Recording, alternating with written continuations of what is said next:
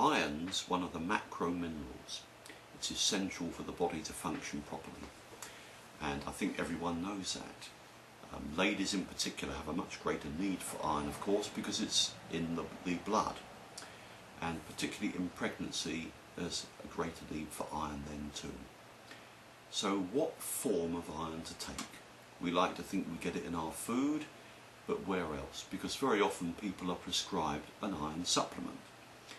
Unfortunately, many of the forms of iron tablets that you take aren't user-friendly.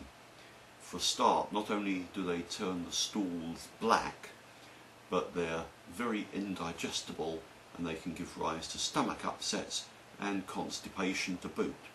Very uncomfortable, and no one wants that. So what's the answer?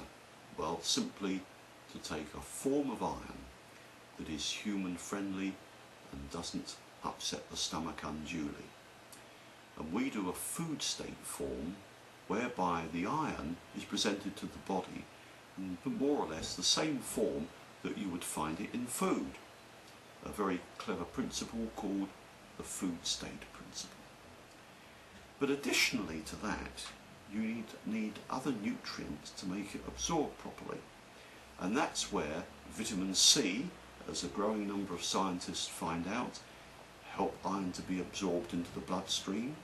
And over and above that, a trace mineral called molybdenum. No one can ever pronounce it. They call it molly-what. Well, it's molybdenum.